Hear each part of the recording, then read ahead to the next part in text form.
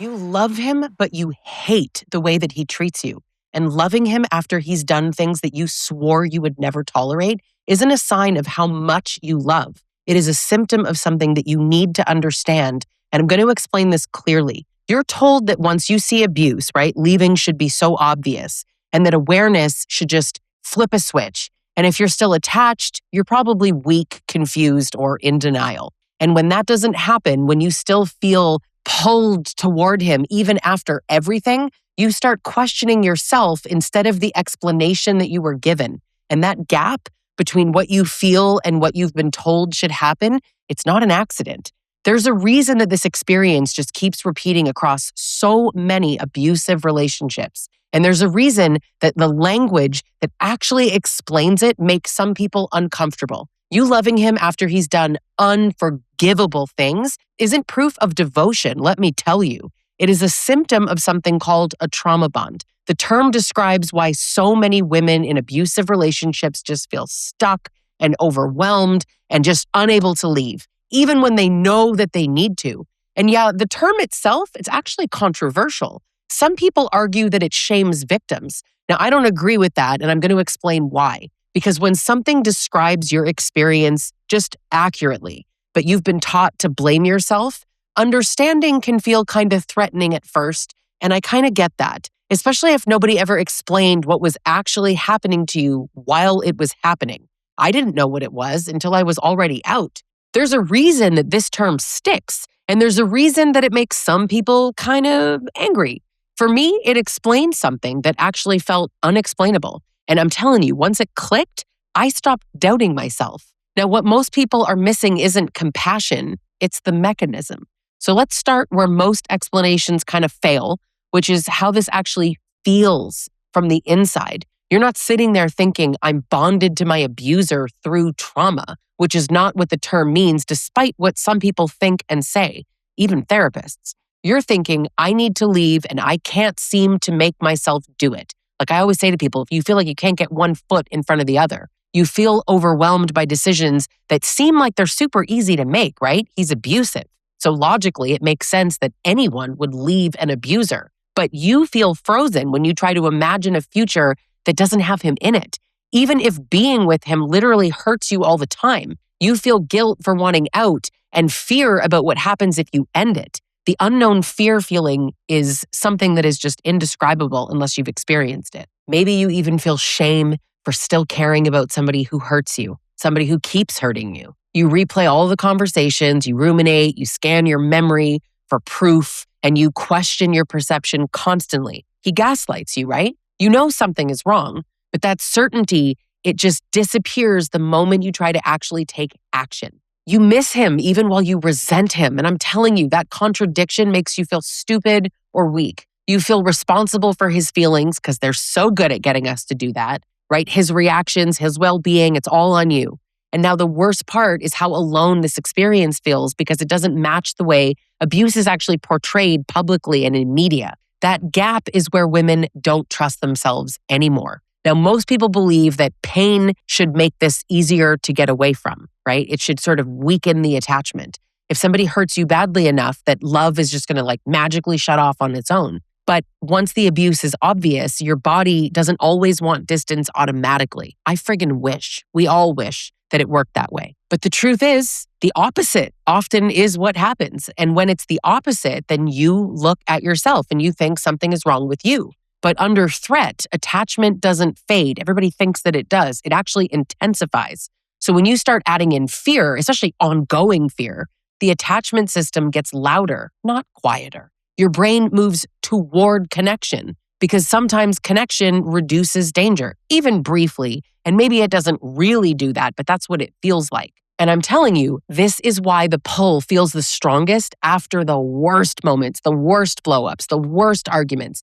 That's why you miss him more after he scares you or humiliates you or almost leaves. And I'm telling you, I know it feels backwards. I get it. Like nobody ever actually really explains how attachment behaves under pressure. Once you understand that attachment intensifies under things like threat and fear, the term trauma bond starts to really make sense without blaming you for anything. It describes a survival response that formed because of danger. It doesn't say that it's because of desire. And this is where a lot of advice falls apart. Now, I'm Lisa Sonni. I'm a relationship coach. I specialize in abusive relationships and in trauma bonds.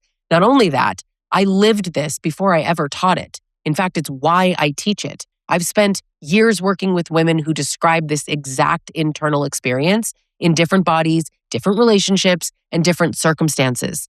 This isn't some trendy word that just popped up online. It lines up with decades of abuse research, power and control frameworks, and what shows up clinically when coercion and betrayal are involved together. I want you to hit subscribe. This channel is about naming what's actually happening instead of just pretending that confusion is some personal failure of women who feel stuck. Understanding builds over time. You're not going to catch it all in one clip. Now, clinically speaking, trauma bonding describes an attachment that forms through repeated cycles of harm and relief. The good always exists in these relationships, okay? It develops when the person who scares you, frightens you, intimidates you, emotionally punishes you, is also the person who provides closeness and reassurance or makes you feel calm. And I talk about this mostly in romantic relationships, but actually these cycles can happen with anyone. Your nervous system learns that being close to this person sometimes reduces threat. So over time, fear and hope get kind of commingled. They get all mixed together and the bond strengthens, but not because the relationship is safe. It's actually because it isn't, because it's unpredictable. And we're going to keep coming back to this unpredictability, okay? This is one of the biggest points here. Moments of kindness feel incredible, if I'm being honest, right? They feel huge, but that's because they interrupt the pain. Your body reacts faster than your logic can even possibly catch up. That's why insight alone doesn't break it, even though insight is a very important first step. In my view, education and clarity are so necessary as kind of a base. But a lot of work happens after that to truly break a trauma bond. And for the record, I teach this in my one-on-one coaching and in my group coaching program called the Trauma Bond Recovery Group Coaching Program that I co-host with Dr. Peter Salerno. But let me tell you something about this bond, okay? A trauma bond is not mutual. You are trauma bonded to him. He is not trauma bonded to you. He is attached, perhaps, but not in the same way, not the way you think. This doesn't develop naturally in healthy relationships. A trauma bond is a byproduct of manipulation and coercive dynamics. And the bond only forms because attachment mechanisms are being actively exploited, not because you're needy or codependent or wired wrong. And this is important to say clearly. This is not about attachment style. I'm so tired of hearing that. It's not anxious attachment. It's not childhood wounds. It's not abandonment issues, creating tolerance for abuse. It's not that at all. Those frameworks get overused and misapplied in abusive contexts. Trauma bonding happens to securely attached people too. So to the, I would never let a man treat me like this crowd, yeah, no, actually it can happen to anyone. You just like to think that it could never happen to you because you feel safer. This happens because normal human attachment responses are actually leveraged under fear and power imbalance. Abuse hijacks your attachment. It doesn't reveal a flaw in it. Now, when somebody uses intimidation and withdrawal, affection, guilt, reconciliation kind of strategically, attachment deepens as a survival response. That is conditioning. Naming it doesn't shame the person who adapted it. It actually explains them. Now, this is where a lot of people say that the term trauma bond feels victim blaming. And I don't see it that way at all. I don't even quite understand that. For some people, the word bond, I think, implies participation or consent. They hear bond and they think, I don't know, choice, mutual emotional investment, some kind of responsibility. In a culture that already asks women why they stayed instead of why he abused, I guess I can understand why maybe some people have that reaction. Some clinicians are deeply protective of victims, and they believe that focusing on anything happening inside the survivor automatically kind of takes the attention away from the perpetrator. They treat focus like a zero-sum game. Attention on the survivor's experience feels like blame, I guess. And to be fair, I think the term being misused so often contributes to that. Some professionals describe trauma bonding as bonding over shared trauma, which is not what it is. There are not various types of trauma bonds. You're not bonded together. This isn't about shared trauma. When women hear that version, I think it feels really minimizing and wrong. And a lot of the backlash comes from bad explanations, not from the concept itself. Here's what gets missed. Explaining what happens inside of you as a result of abuse doesn't actually excuse the abuse. It explains why the abuse worked. Abuse doesn't just hurt, it conditions you. Yelling and intimidation and emotional punishment, withholding affection, their sudden remorse and blame shifting, these are all patterned behavior, right? They're actually belief driven and they serve a purpose. And when those behaviors are paired with intermittent warmth, flowers, whatever your version of flowers is, vulnerability and apology, genuine or not, attachment strengthens. And I know it seems kind of counterintuitive because inconsistency is exactly what reinforces the bond. The system is quite literally functioning exactly as designed. Trauma bonding, it explains the impact of abuse. It doesn't explain the cause of it. That's a whole separate thing, and I've got lots of videos on that. Moral responsibility, that's going to stay squarely with the person choosing to harm and control you, period. But let's talk about benefit, because trauma bonds actually benefit the abuser. It stabilizes his access to things like control and forgiveness and all your emotional labor and your second chances, or third, or 27th. It increases your tolerance for harm and your willingness to doubt yourself.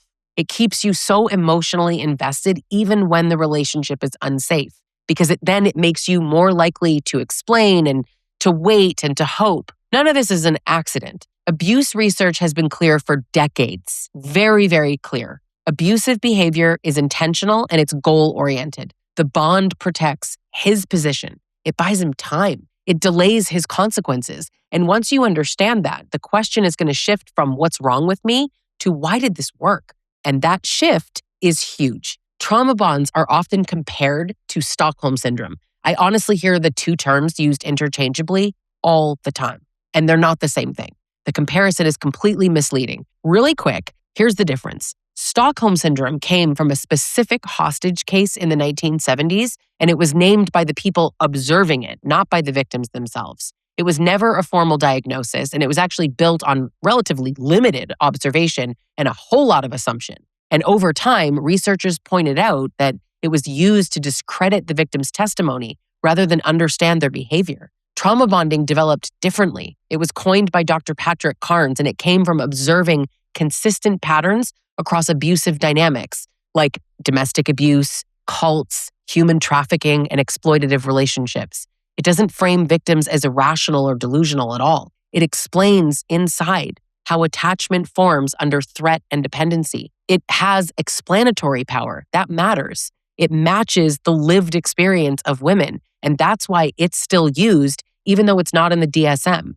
The DSM was never designed to capture relational power dynamics. Plenty of real things fall outside of that book. Some people believe that if we name anything happening inside the victim, that we're just kind of like automatically blaming them. I am firmly, staunchly against victim blaming. That belief comes from wanting to protect survivors from shame, which I respect because shame pisses me off. But before women understand trauma bonding, they almost always blame themselves, and it sucks. They think they're weak or desperate or defective or codependent. God, I hate that word. Research shows women are more likely to internalize blame than men. Not surprising, right? Naming the bond gives structure. It gives an explanation to the chaos. It explains why knowing better doesn't just translate into leaving right away. It helps women stop second guessing their friggin' sanity. This isn't theory. This is what women are telling me every single day in my coaching practice and in my comment sections. Now, what matters to me is whether an explanation reduces shame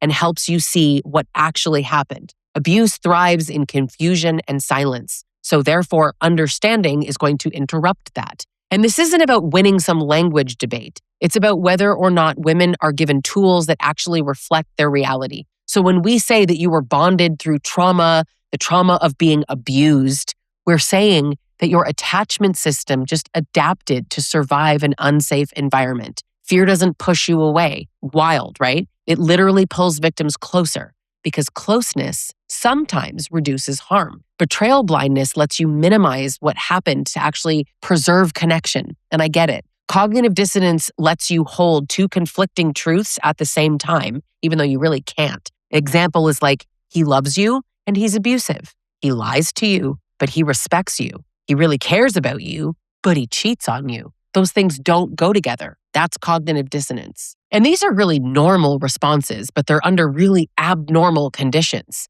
They don't mean that you failed to see reality. They mean that reality was too much to face at the same time. Now, there's also this cultural layer that we're not going to ignore because that's ridiculous.